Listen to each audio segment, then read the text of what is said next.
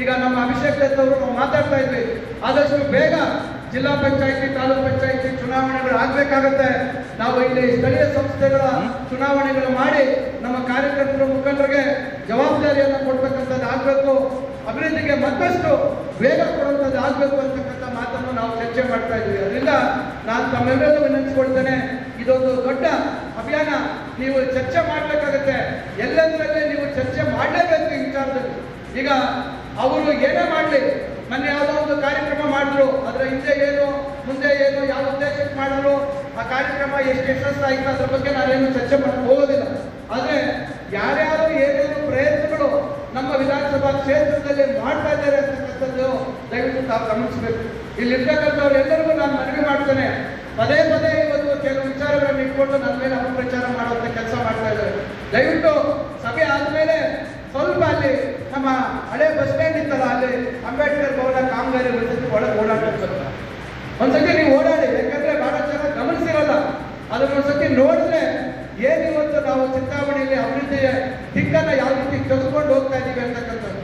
ಪಾಲಿಟೆಕ್ನಿಕ್ಗೆ 76 ಕೋಟಿ ರೂಪಾಯಿ ನಾವು ಕೊಟ್ಟಿದ್ದೀವಿ. ಈಗ ಮೊನ್ನೆ 50 ಕೋಟಿ ರೂಪಾಯಿ ಅಡ್ಮಿನಿಸ್ಟ್ರೇಟಿವ್ ಅಪ್ರೂವಲ್ ಆಯಿತು. ಅದು ಕೂಡ ಮಾನ್ಯ ಮುಖ್ಯಮಂತ್ರಿಗಳ ಮುಖಾಂತರ ಶಂಕುಸ್ಥಾಪನೆ ಮಾಡ್ತೀವಿ. ಈ ರೀತಿ ಕೋಟ್ಯಾಂತರ ರೂಪಾಯಿ ಇವತ್ತು ಅಭಿವೃದ್ಧಿ ಕೆಲಸಗಳು. ಈಗೇನು ಕುಶಾವತಿ ನದಿ, ಈಗ ಈಗೆಲ್ಲ ಬಹಳ ಜನ ಈಗ ಕೆಲವೆಲ್ಲ ವಿಡಿಯೋ ಹಾಕಿದ್ದಾರೆ. ಇನ್ನು ದೊಡ್ಡ ಮಟ್ಟದಲ್ಲಿ ಯಾವ್ಯಾವ ಚೆಕ್ ಡ್ಯಾಮ್ಗಳು ಇವತ್ತು ತುಂಬಿದ್ದಾವೆ, ಮಲ್ನಾಡಲ್ಲಿ ಹತ್ರ ಇರ್ಬೋದು, ಸಿಂಗರ್ಪಲ್ಲಿ ಹತ್ರ ಇರ್ಬೋದು, ಬೇರೆ ಬೇರೆ ಎಲ್ಲೆಲ್ಲಿ ನಾವೀಗ ಚೆಕ್ ಡ್ಯಾಮ್ಗಳು ಮಾಡಿಸಿದ್ದೀವಿ, ಅವೆಲ್ಲ ಇವತ್ತು ತುಂಬಿದೆ. ಕೆಲವು ರಾಜ್ಯದಲ್ಲಿ ವಿಶೇಷವಾಗಿ ಮುಂಗಾನಹಳ್ಳಿ ಹೋಗ್ಲಿಕ್ಕೆ ಅದೆಲ್ಲ ಇವತ್ತು ನಾವು ತೋರಿಸ್ಬೇಕಾಗುತ್ತೆ. ಈಗ ಅದ್ರ ಶಂಕುಸ್ಥಾಪನೆ ಇದೆ, ಸುಮಾರು 90 ಕೋಟಿ ಕುಶಾವತಿ ನದಿದೇ ಇವತ್ತು ಶಂಕುಸ್ಥಾಪನೆ ಮಾನ್ಯ ಮುಖ್ಯಮಂತ್ರಿಗಳ ಮುಖಾಂತರ ಮಾಡ್ತೀವಿ. ಇಷ್ಟು ದೊಡ್ಡ ಮಟ್ಟದಲ್ಲಿ ಇವತ್ತು ಶಾಶ್ವತವಾಗಿ ಉಳಿತಕ್ಕಂಥ ಕೆಲಸಗಳನ್ನ ನಾವು ಮಾಡ್ತಾ ಇದ್ದೀವಿ. ಅದರಿಂದ ಇವತ್ತು ಇವೆಲ್ಲ ಎಷ್ಟೇ ಮಾಡಿದ್ರು ಸಹ ಬಿಜೆಪಿಯವರು ಮಾಡ್ತಕ್ಕಂಥ ಕೆಲಸ ಅಂದ್ರೆ ನಾವು ಎಷ್ಟೆಲ್ಲ ಅಭಿವೃದ್ಧಿ ಕೆಲಸ ಮಾಡಿ, ಎಷ್ಟೆಲ್ಲ ಜನರ ಪರವಾಗಿ ನಾವು ಕೆಲಸ ಮಾಡಿ ನಿಂತರೂ ಕೂಡ ಆ ವೋಟ್ ಚೋರಿ ಅಂತಕ್ಕಂಥ ಒಂದು ಪ್ರಯತ್ನ, ಒಂದು ವಾಮ ಮಾರ್ಗದಲ್ಲಿ ಅವರು ಚುನಾವಣೆಗಳನ್ನ ಗೆಲ್ತಕ್ಕಂಥದ್ದು ಮಾಡ್ತಾರೆ. ನಿಮಗೆ ಗೊತ್ತಿದೆ, ನಮಗೂ ಅವ್ರಿಗೂ ಇವತ್ತೇನು ನಮ್ಮ ಮಹಾಗಠಬಂಧನ್ಗೂ ಅವ್ರಿಗೂ ಇರ್ತಕ್ಕಂಥದ್ದು NDA ಇರ್ತಕ್ಕಂಥದ್ದು ಕೇವಲ 30-35 ಸೀಟ್ ವ್ಯತ್ಯಾಸ ಅಷ್ಟೇ. ಆ 30-35 ಸೀಟು ಇವತ್ತು ಈ ಕೆಲಸ ಮಾಡದೇ ಇದ್ರೆ ಖಂಡಿತ ನಮಗೆ ಬರ್ತಾ ಇತ್ತು. ಇವತ್ತು ಸನ್ಮಾನ್ಯ ರಾಹುಲ್ ಗಾಂಧಿ ಅವರು ಈ ದೇಶದ ಪ್ರಧಾನಮಂತ್ರಿಗಳಾಗಿ ಅವರು ಇರತಕ್ಕಂಥ ಅವಕಾಶ ಆಗ್ತಾ ಇತ್ತು. ಆದರೆ ಇವರ ಕುತಂತ್ರ, ಇವರ ಒಂದು ವಾಮ ಮಾರ್ಗಗಳಲ್ಲಿ ಏನು ಇವತ್ತು ಇದನ್ನು ಮಾಡ್ತಾ ಇದ್ದಾರೆ, ಇದರಿಂದ ಇವತ್ತು ಒಂದು ಇಡೀ ಚುನಾವಣೆ ವ್ಯವಸ್ಥೆಯನ್ನ ತಮ್ಮ ಹತೋಟಿಯಲ್ಲಿ ಇಟ್ಕೊಂಡು ಇವತ್ತು ಅದನ್ನ ಎಲ್ಲ ವಾಮ ಮಾರ್ಗಗಳನ್ನ ಚುನಾವಣೆ ಗೆಲ್ತಕ್ಕಂಥದ್ದನ್ನು ಮಾಡ್ತಾ ಇದ್ದಾರೆ. ನಾನು ಈಗ ಅವ್ರ ಬಗ್ಗೆ ಟೀಕೆ ಮಾಡುವಂಥದ್ದು ಬಹಳಷ್ಟು ಇದ್ದಾವೆ. ಒಂದೇ ಹೇಳ್ತೀನಿ ಕೇಳಿ, ನಾವೆಲ್ಲರೂ ಇವತ್ತು ಇಲ್ಲಿ ವ್ಯಾಪಾರಸ್ಥರು ಇದ್ದಾರೆ, ನಾವೆಲ್ಲ ಇವತ್ತು GST ಬಗ್ಗೆ ಗೊತ್ತಿದೆ, ಎಷ್ಟು ಅವರು ಬುದ್ಧಿವಂತರು ಅಂತಕ್ಕಂಥದ್ದಕ್ಕೆ ಇದೊಂದು ಹೇಳ್ತೀನಿ. ಬೆಳ್ಕೊಳ್ತಕ್ಕಂಥ ಕೆಲಸ ಮಾಡ್ತಾ ಇದೆ. ಸಣ್ಣ ಪುಟ್ಟ ಆಗಿರೋ ಹೇಳಿಕೆಗಳು ಮತ್ತೊಂದು ಅವೆಲ್ಲ ರಾಜಕಾರಣದಲ್ಲಿ ಸಹಜವಾಗಿರ್ತದೆ, ಅದ್ರ ಬಗ್ಗೆ ತಾವು ತಲೆ ಕೆಡಿಸ್ಕೋಬಾರ್ದು. ಅವರು ವಿನಾಕಾರಣ ನಮ್ಮ ಸರ್ಕಾರದ ಮೇಲೆ ಅವರು ಏನೋ ಒಂದು ರೀತಿ ಕೆಟ್ಟ ಅಭಿಪ್ರಾಯ ಮೂಡಿಸ್ತಕ್ಕಂಥ ಪ್ರಯತ್ನಗಳು ಮಾಡ್ತಾ ಇದ್ದಾರೆ. ದಯವಿಟ್ಟು ಅದಕ್ಕೆ ಅವಕಾಶ ಆಗಬಾರ್ದು. ನಾನು ತಮ್ಮೆಲ್ಲರೂ ವಿನಂತಿಸ್ಕೊಳ್ತೇನೆ, ಸಾಮಾಜಿಕ ಜಾಲತಾಣದಲ್ಲಿ ನಾವು ಬಹಳ ಸೂಕ್ಷ್ಮವಾಗಿ ಇವೆಲ್ಲದಕ್ಕೂ ಪ್ರತಿಕ್ರಿಯೆಗಳನ್ನ ಕೊಡ್ತಕ್ಕಂಥದ್ದು ಆಗಬೇಕು. ಅವರಿಗೆ ದಾಖಲೆಗಳ ಸಮೇತ ಉತ್ತರ ಕೊಡುವಂಥದ್ದು ಆಗಬೇಕು. ಅದು ರಾಹುಲ್ ಗಾಂಧಿ ಅವರು ತೆಗೆದುಕೊಂಡಿರ್ತಕ್ಕಂಥ ಅಭಿಯಾನ ಇರ್ಬೋದು, ಅಥವಾ ನಮ್ಮ ಸರ್ಕಾರದ ಕಾರ್ಯಕ್ರಮಗಳು ಇರ್ಬೋದು, ಅಥವಾ ನಾವು ಜಿಲ್ಲೆಯಲ್ಲಿ ಕೈಗೊಂಡಿರ್ತಕ್ಕಂಥ ಅಭಿವೃದ್ಧಿ ಕೆಲಸಗಳಿರ್ಬೋದು, ಅಥವಾ ನಾವು ತಾಲೂಕಿನಲ್ಲಿ ಕೈಗೊಂಡಿರ್ತಕ್ಕಂಥ ಅಭಿವೃದ್ಧಿ ಕೆಲಸಗಳಿರ್ಬೋದು, ಇವೆಲ್ಲವನ್ನ ನಾವು ಪರಿಣಾಮಕಾರಿಯಾಗಿ ಸಾಮಾಜಿಕ ಜಾಲತಾಣದಲ್ಲಿ ಅದನ್ನ ನಾವು ಎದುರಿಸ್ತಕ್ಕಂಥದ್ದಾಗಬೇಕು. ನಾನೇನು ಅದೇ ಮುಖ್ಯ ಅಂತ ನಾನು ಹೇಳೋದಿಲ್ಲ. ಬಹಳ ಜನ ಇವತ್ತು ಗ್ರಾಮೀಣ ಪ್ರದೇಶದಲ್ಲಿ ಇರ್ತಕ್ಕಂಥ ಜನ ಯಾರು ಅದನ್ನು ಗಮನಿಸೋದಿಲ್ಲ, ನೋಡೋದಿಲ್ಲ. ಯಾರೋ ಸ್ವಲ್ಪ ತಿಳುವಳಿಕೆ ಇರೋರು ಅವರು ನೋಡ್ತಾರೆ. ಆದರೆ ನಾವು ತಪ್ಪು ಸಂದೇಶ ಹೊರಗಡೆ ಹೋಗಬಾರ್ದು ಅಂತಕ್ಕಂಥ ದೃಷ್ಟಿಯಿಂದ ಅದನ್ನ ನೀವು ಸಮರ್ಪಕವಾಗಿ ಎದುರಿಸಬೇಕು ಅಂತಕ್ಕಂಥ ಮಾತನ್ನ ಹೇಳಿ, ಇವತ್ತೇನು ನಮ್ಮ ಜಿಲ್ಲಾ ಕಾಂಗ್ರೆಸ್ ಅಧ್ಯಕ್ಷರು ಕೇಶವ ರೆಡ್ಡಿ ಅವರ ಒಂದು ಸೂಚನೆ ಮೇರೆಗೆ, ನಮ್ಮ KPCCಯ ಒಂದು ಆದೇಶದ ಮೇರೆಗೆ ಇವತ್ತು ನಾವು ಈ ಕಾರ್ಯಕ್ರಮ ಕಮ್ಮಿ ಸಮಯದಲ್ಲಿ ನಾವು ಆಯೋಜಿಸಿದ್ದೀವಿ.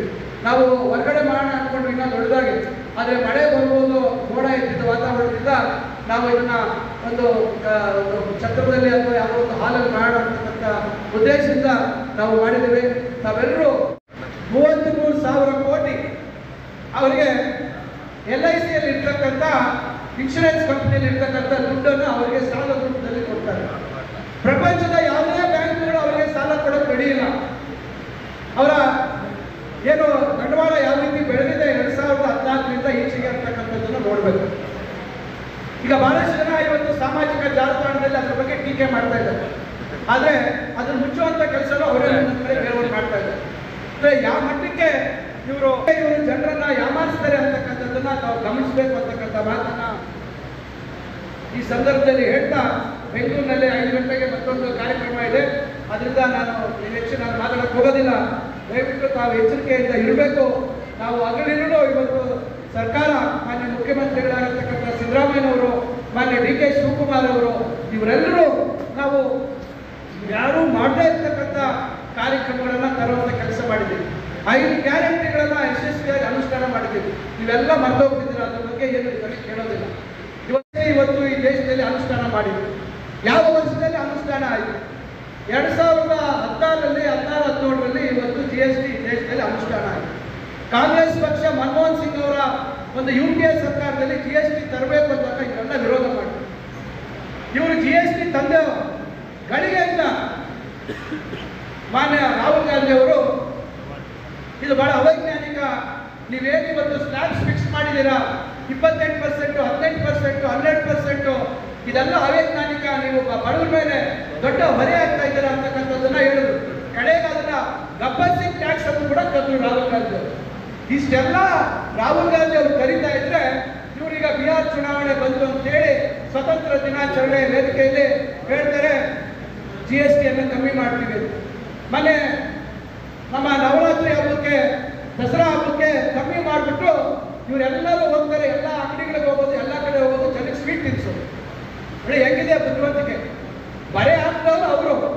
ನಮ್ಮ ಚರ್ಮ 7-8 ವರ್ಷ ಸುಲಿದಿದ್ದು ಇವರು. GST 28%, 18%, ಕಡೆಗೆ ಹಾಲು ಮೊಸರು ಬೆಣ್ಣೆನೂ ಬಿಡಲಿಲ್ಲ.